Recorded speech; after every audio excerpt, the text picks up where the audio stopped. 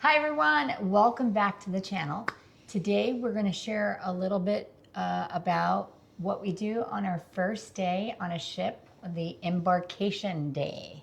And getting there. Biggest number one thing to take away is fly in the day early. Don't try to get there the day the ship is leaving. Oh, yeah. I recently saw a blog, I believe it was on Reddit, and somebody was talking about how they missed their cruise. And I don't remember which cruise line, but this was their second cruise and they had their whole family with them.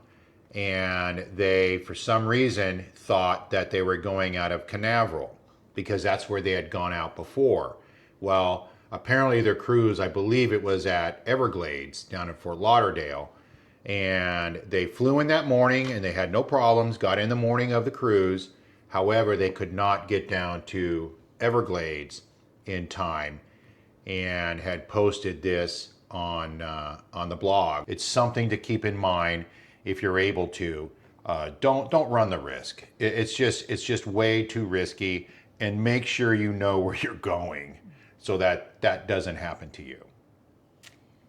And then what we also like to do is so we like to get on the ship early. If you know, we're one of those people that wait till midnight to check in. So this way we have, true story. We'll set the alarm at midnight. Get in the earliest get the earliest check-in we possibly can. Makes you feel like you have a whole day there. So if you do that, you want to arrive to the port, whatever your time is assigned, 30 minutes, 60 minutes. And we are actually okay getting there a little bit earlier and just waiting. If they won't let us on, we'll just wait. It's a lot better knowing that we're there.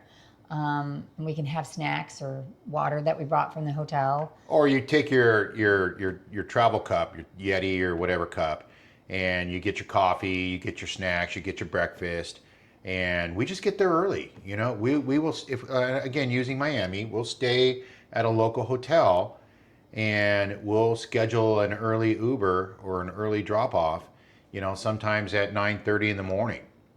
Because it's so unpredictable, especially going in and out of Miami, that I would rather get to the port and wait, drop off our luggage with the porters, because they're there already, and because they're helping the people do the turnaround on the cruise. So they're there, you drop your luggage off, and I'm okay waiting. So a couple of things to do when you give your big bags to the porter. Remember to keep your key documents, passports, your documents to get on the ship, your phone, medical, any medical prescriptions that you have to take, anything like that. You want to keep that with you. Computers, if you're going to do some work. I would treat it just like an airline. Whatever you don't book your luggage, whatever you don't book into your luggage on an airline, don't do the same for a cruise ship. Medicine, jewelry, anything expensive. Yes, yeah. Personal belongings. Your iPad. Computer, iPhone. Make sure you keep your passport, because you can read the blogs or watch the videos of people that have booked their passport into their luggage, checked it with the porter, and it's highly unlikely they're going to find it. Yes. You hear those horror stories. I mean, they are out there. So, just be careful with that. And then once you drop your luggage off with the porter, and you just sit and be patient. Oh, make sure you tip your porter too. There you go. Couple of ones. Yeah, it does. Absolutely. Ones, fives. Be generous with these guys. These guys are hustling. Usually in the heat of the day too. And then once you get through dropping off your luggage, and they're all kind of similar, so we won't really talk about one cruise line in particular. But you go through there, you do your security check-in, you keep your phone open with your cruise app ready, and usually you'll get your travel documents early, so you'll have your boarding pass. Again, just look at it like an airline. For if you haven't cruised before, or if you're a seasoned cruiser, you know exactly what I'm talking about. Stay patient. The lines actually move pretty well once I open them up. So once we get on the ship, we'll start kind of exploring and get our feel, for the ship. And if it's a ship we've never been on before, especially if you get on early, it's less crowded. So you have basically the entire ship to sit there and look. The rooms aren't going to open until what, usually about 2? Yes, it's typically about 2 o'clock. But remember, the first thing you want to do is find your muster station. Yes, check your muster station, the very first thing, because last cruise we were on, they made announcements the entire afternoon. And it was not until like right before we were supposed to set sail that they finally said everyone's checked in. So before you go grab that drink, we head straight to the muster station. Yeah. And then we go find the bar, and then we go find our set sail drink. And they were actually calling people by name, so they knew who had not checked in by Munster Station. Yeah. So just go get that done and knock it out of the way. And then usually when we can get into the room, we'll do an initial sweep of the room, make sure it's set up correctly, make sure the door for the balcony opens and shuts, make sure the air conditioner is working properly in the room, make sure the toilet's flushing properly, you know, and then we like to unpack as soon as we can. As soon as the luggage is delivered, which actually is surprising lately that the luggage has been there pretty quick. We'll unpack before we do anything. We'll set up the room, unpack the room, and put the suitcases under the bed in case you need like extra pillows or extra towels or washcloths or a bedding topper or a mattress pad, you know. So, you know, ice in your room. This is where we introduce ourselves to the cabin steward. You know, usually we tip at the beginning of the cruise and a tip at the end of the cruise, and never, ever, ever have had a problem. Yep. And they've always gone above and beyond. Or like if I have laundry that I need pressed, you know, shirts pressed, button down shirts or dress shirts, that's the first day that we're handling while we're in the room before we start going out, you know, that afternoon in the cruise. Another key thing to do too is you want to put your phone on airplane mode, and then try to get on the ship's Wi-Fi. And usually they have someone there to assist with that. You want to do that as quickly as possible, depending on if you have the package or not. But yeah, you don't want to get those roaming charges from also on a set sail day, they're all around. And before it gets super busy in the afternoon, or as the day gets later, it's going to get busier and more crowded. That if you do have a problem connecting to the internet or setting your phone up, which we have, we've gone to the Voom guys on Royal Caribbean or the internet guys on different cruise ships. They will help you set your phone up for the cruise. So as soon as you can, do that to make sure it's working. Yeah, very helpful. Yeah. And then next for us is ship recon, right? So we like to find all the hidden spots. Where's the casino? The different places where music is going to be at. The venues. Yes. The bars. A good coffee shop in the morning. Where is that? Where am I gonna sit in the morning to get my first cup of coffee? Check out the pools. You know, if there's an adult area on the pool, where's that located? You know, go start introducing ourselves to the bartenders and the wait staff, and start making friends, and just, you know, pretty much exploring the ship. For sailaway, I typically like to be up higher, so they may be having that party go down by the pool. I'd rather be up high, watching the water, but watching that go on too. That's my personal preference. Now, when we cruised out of Tampa was pretty unique because you go under the Skyway Bridge. So we made sure we were at the very top of the ship as it's going under the bridge. The other ones, we've been out of the different cruise ports quite often that I don't necessarily feel that it's that big of a priority to do the sailaway. But San Francisco too, you go into the Golden Gate yeah, Bridge. so I mean, yeah. It just depends on your port. Especially if we've never been there. Definitely, we want to be up on top and watch the sailaway. You know, it's a funny story. This last cruise we went on, we were in Galveston on the Symphony, and we were talking with family, and we had family and friends there, and we didn't even know the ship took off. You know, we were sitting in, I think, one of the bars inside, catching up, and apparently it's like, oh, hey, we're moving. So we missed that sailaway party. Well, it's a big ship, and you don't feel it. Yeah. Yeah. Dinner strategy. First night, we learned this on our last cruise. Well, you got to say which one. Which? The Symphony. Okay, so on Royal Caribbean. Yes. We learned this on our last cruise.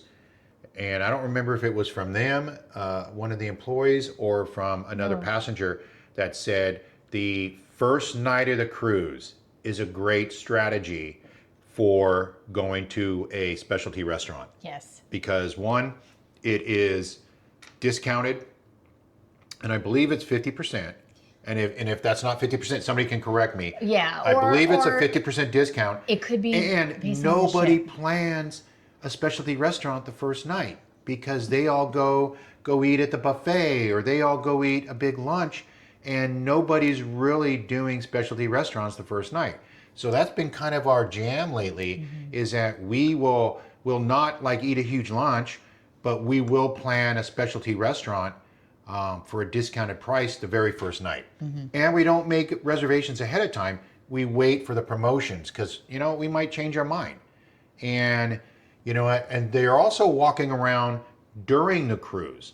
And we have found that a lot of times they will work with you on times and get you into a specific time or a time frame.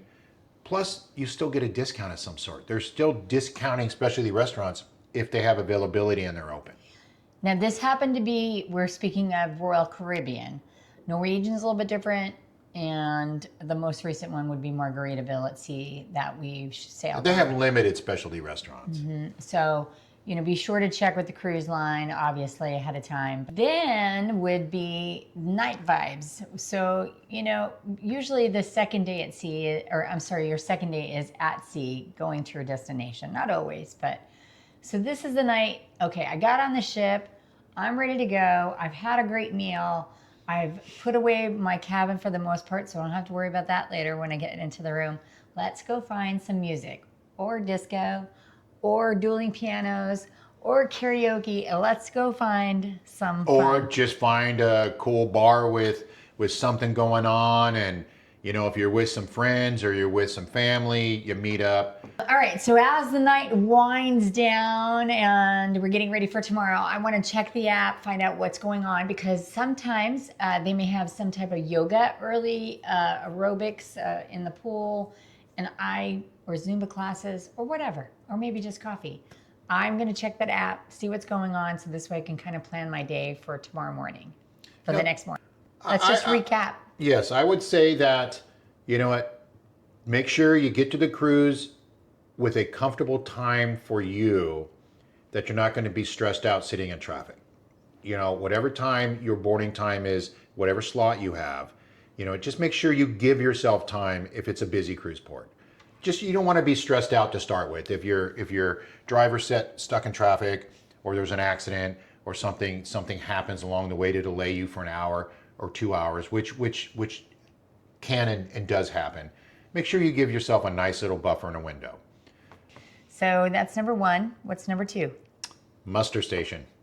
Go there. Don't be that guy or that gal that gets your name announced on the speaker that you didn't attend, and they're not going to leave for the sailaway party until you go to your muster station. All right, now three. Cocktail. First drink ritual. If you drink and you need that first drink ritual, yes. Try a signature cocktail, figure out what you want to go, find your favorite bar, find your favorite bartender. They're going to be hustling, Yeah. but give them time, because trust me, you will click and connect with your favorite server or bartender. You tip them well, you take care of them, you're nice. They will remember your name and remember exactly what you're drinking. All right, tip number four. Plan your evening meal. Yeah. If you have an opportunity to get a discounted first night dinner, depending on your cruise line, go try out a specialty, because our experience is, you're pretty much able to get into anything you want. If you haven't got your internet set up, make sure you do that. So that's number five. Number six, Explore the ship. explore. Go check out the different pools, the hot tubs, the venues, the weight room, the spa, because they're giving tons of spa specials, especially on opening day. Go check out the stores and get ready for a cruise. All right, so then you have dinner, potentially a show, and just relaxing, watching some music. It's your first day on vacation. Enjoy. Yes, Enjoy it absolutely. as much as you can. You're Enjoy. on the ocean. It's beautiful. There's nothing like it. It's under the stars at night. All right. All right, so hopefully today's discussion, you gained some insight on if it's your first time cruising, what some of the things you should do. We also like to hear what you do on your trip. What's your ritual? Share your comments down below. We'd love to hear that. If you found this video helpful, please give it a thumbs up. And Like, subscribe, and we will see you around. you are. Kev. And I'm you Kat. are. And we're gone Gone again again. somewhere. Thanks for watching. See you guys See you later. next time.